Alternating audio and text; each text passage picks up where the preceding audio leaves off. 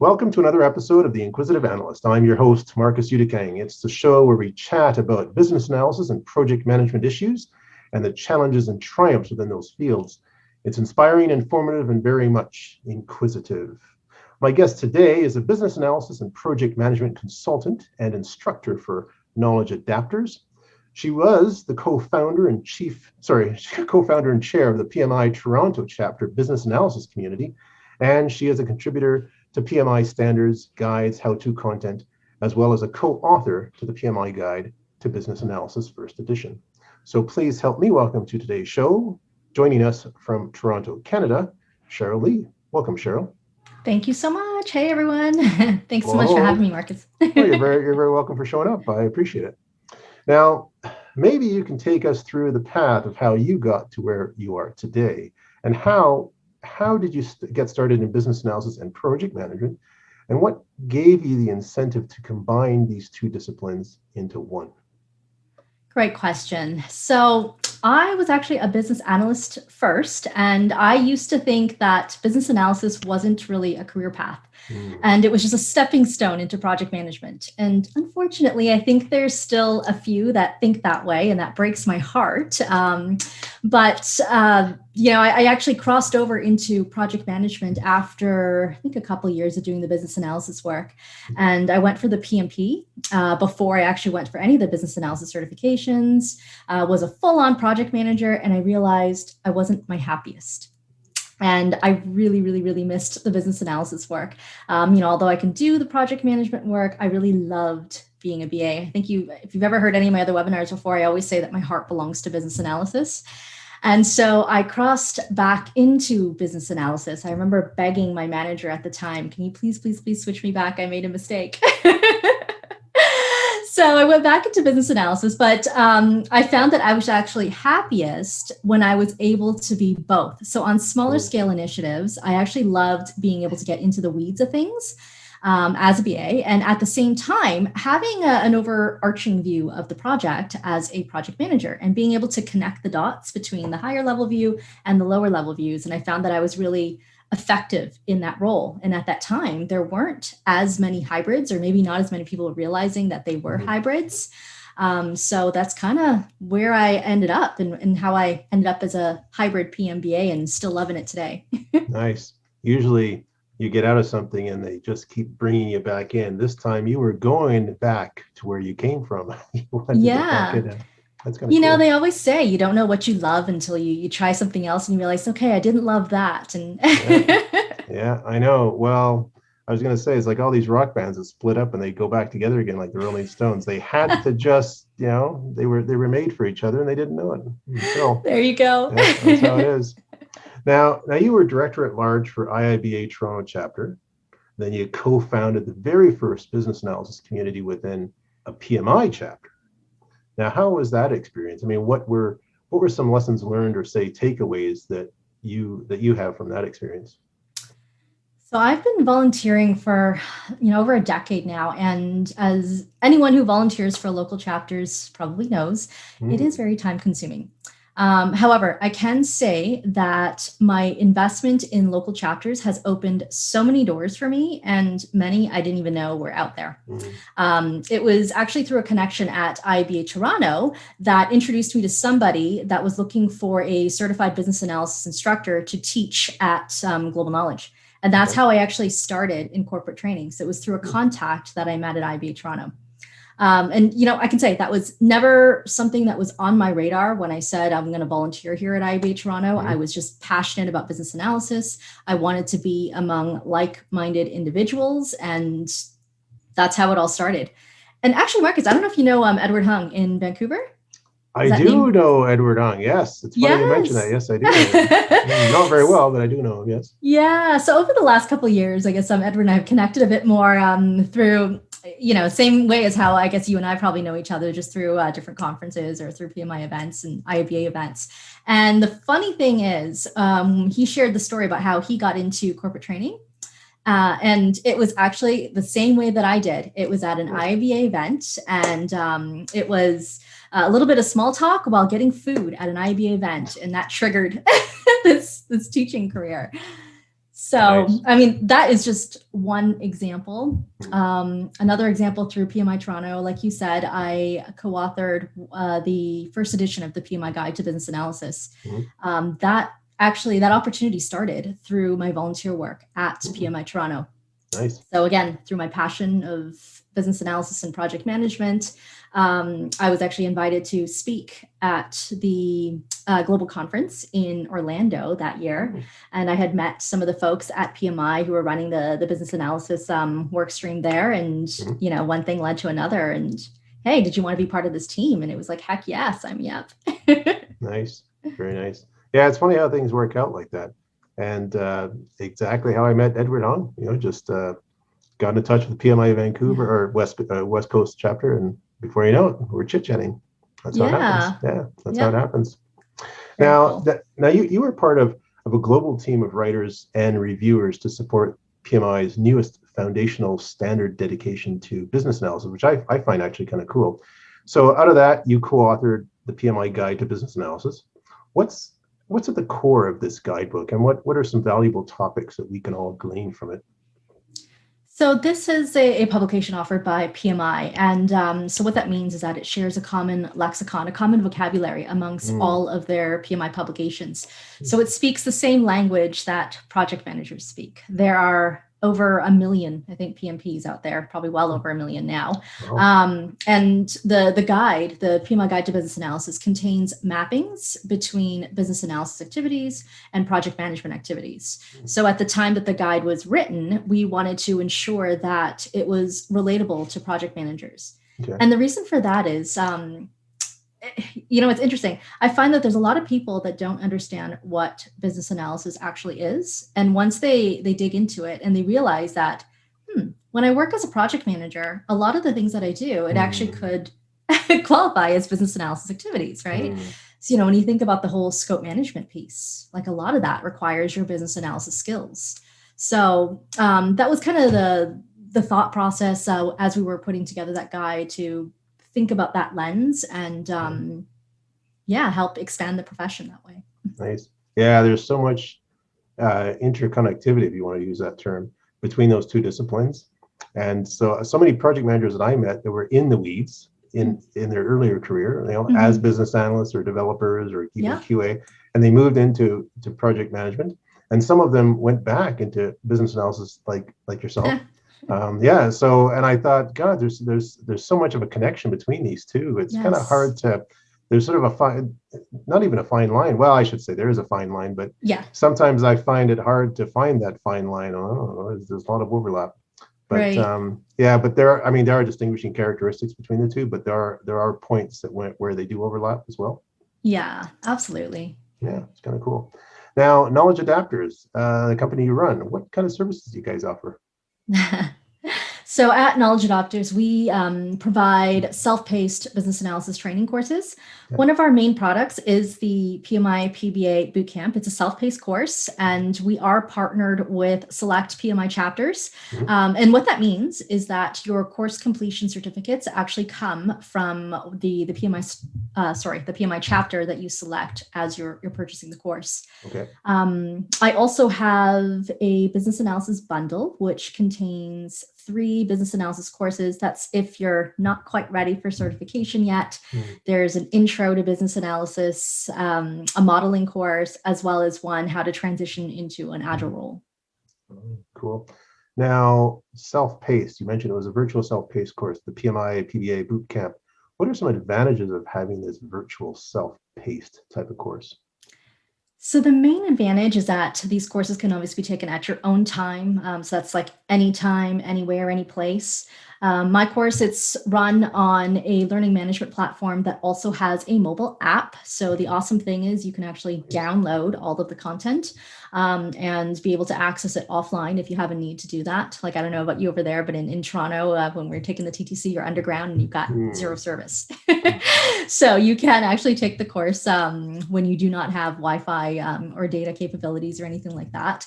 The other thing that's specifically with my courses is that it's not just videos that you're purchasing. You also have access to me to ask any sort of questions that you have through the messaging functionality. I also host live Q&A sessions. And so what that means is that you kind of get the best of both worlds, so to speak. So you do it on your own time, but you also have access to a live instructor if you do have any questions. I can see this being extremely, extremely helpful, especially during COVID. Yes. And whether you're commuting or not, or if you decide to go out for a walk, maybe you're in the mountains and you don't have, in our case, we live near the mountains, not like you guys. Okay. But if you're near the mountains, you can take that out for your hike and still do some reading. For sure. Take me with you. I'd love to go for a hike. Well, you got to come out this way. It's a 4-hour flight, something like that. Now, I got to ask you, to be certified or not to be certified, that is the question we ask. And often people have this dilemma between, should I get my business analysis certification or not? What are the advantages to being PMI-PBA certified? PMI-PBA certified, yes, it's a bit of a mouthful. PMI-PBA, yeah, sorry, PMI-PBA, yes, the professional business analysis. Yeah. The interesting thing is I hear from a lot of folks their number one reason for not getting certified is that employers aren't really requesting it yet. Mm-hmm. It's not like the PMP, whereas on every project management posting nowadays, you see PMP preferred. So it's not as common for BA roles. So a lot of people think, okay, you know what, I'm just going to wait until employers are asking for it. And I personally think that's the wrong way to go about it. I mean, you want to be able to stand out amongst the crowd, right? So how do you do that? And I think the benefit of certification is going to tick that extra box and give you that edge over anyone who is not certified. Right. So there are over 1 million PMPs out there right now. I think it pulled the stats from February 2020, so it's a little outdated right now, but at that time, there were only about 14,000 that were BA certified worldwide. Nice. I mean, comparing that to over 1 million, right? Yeah. So you can be, 1 in a million and stand out for not having the PMP, or you can be 1 in 14,000 worldwide for having a PMI-PBA or a CBAP certification, either one. Nice. Yeah, I would say I've seen some application forms that have said if you have PMP or PMI-PBA. Yeah, I've seen that it's rare, but I've seen it a few times. And so if someone were to go and try and to apply for the PMI-PBA exam, what's the application process involved? It's actually much simpler now. Well, generally, first of all, you need the 35 contact hours. So that's 35 hours of business analysis training. The second part of that is 36 months of business analysis work experience. Okay. And let me clarify what that means. A lot of people believe that means, 36 months where my title was a business analyst. Right.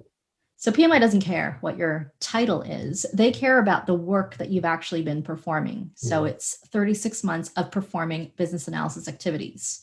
The interesting change that PMI made, I think it was June, July of last year, and this was across all of their certifications, not just the PMI-PBA, is that they're counting number of months instead of number of hours. So it's like this little nuance, but it actually makes a really big difference, especially for hybrids that are out there. And let me explain what that means. If, let's just say that you worked as a hybrid PMBA between January and December of 2020, and let's just assume for a second that it was a 50-50 split in that you were 50% BA, 50% PM. That would qualify as 12 months of business analysis work experience, according to PMI's new way of, calculating your months rather than hours. So if they were actually counting hours, though, only half of that would have counted towards your business analysis work experience. So they've actually made it easier to qualify, but they've also, by doing that, simplified the application process. It'll probably take you about 10 minutes to get through this thing now. And, the rationale for that is they wanted you to think about your work experience the same way that you would document your work experience on a resume.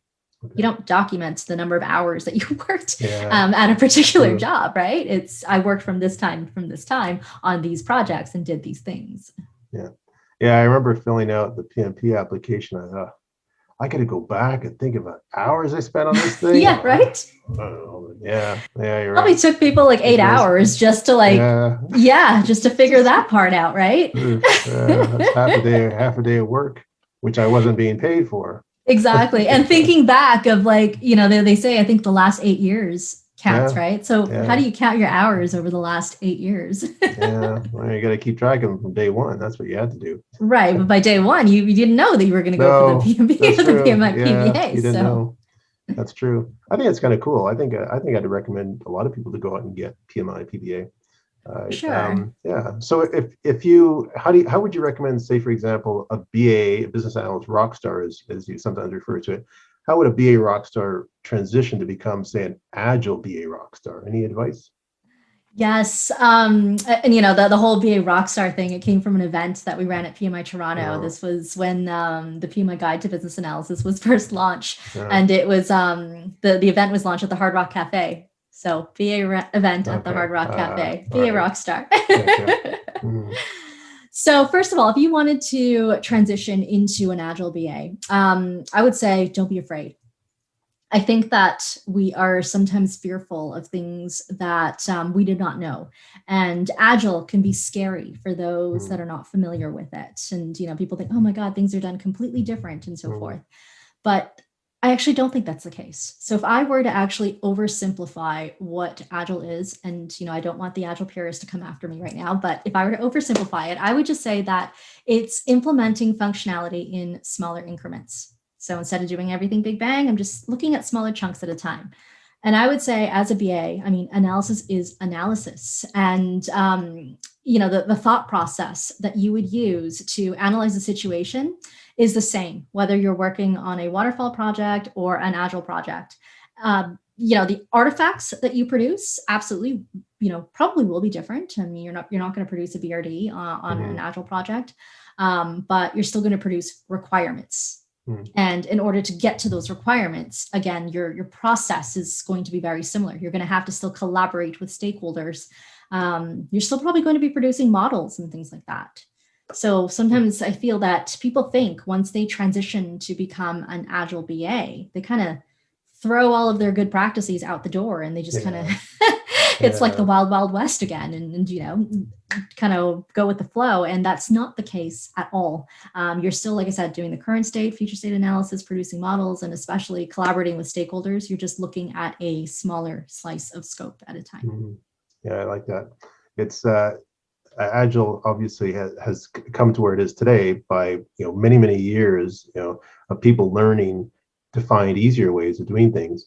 So it's a conglomeration of all these things. It didn't just sort of pop out of thin air. Right. And people say, you got to do this quick way. It's got a lot of history behind it. Yeah. So people use as an excuse to take shortcuts.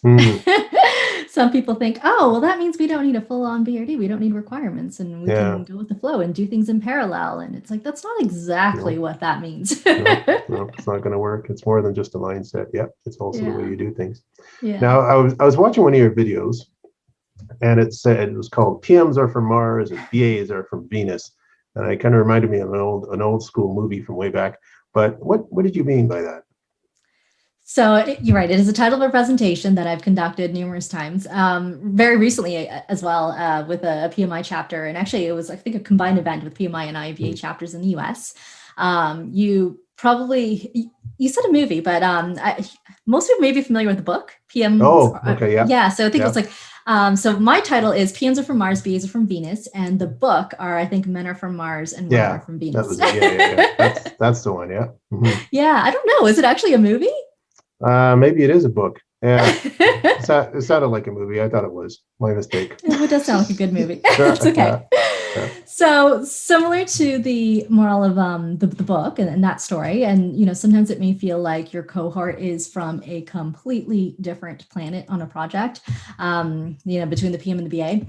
I find sometimes just with open communication and understanding of where the other person is coming from, what their needs are, and so forth, we can actually learn to coexist and work a lot better with our counterparts. So whether you're a project manager or a business analyst, there are things that we can do in order to bridge that gap between, the PM and the BA. And, kind of going back to what we talked about earlier with the PMI Guide to Business Analysis and PMI putting more emphasis in the business analysis space, that was absolutely one of the mandates behind that. They conducted many studies. You may be familiar with the PMI Pulse of the Profession reports. Oh, yeah. Yeah, that they produce every year. And poor requirements was consistently like one of the top 3 items that were in there. And that's kind of what stemmed all of this. And they were like, oh, well, it sounds like we need more work in the business analysis space. And I would say that in today's world, even, there are many PMs that still don't understand the value of a BA. And I think that's natural and normal right now, just because the PM profession is just so far more advanced than where business analysis is right now. PMs have been around for a lot longer. Think about the number of PMPs versus the number that are BA certified.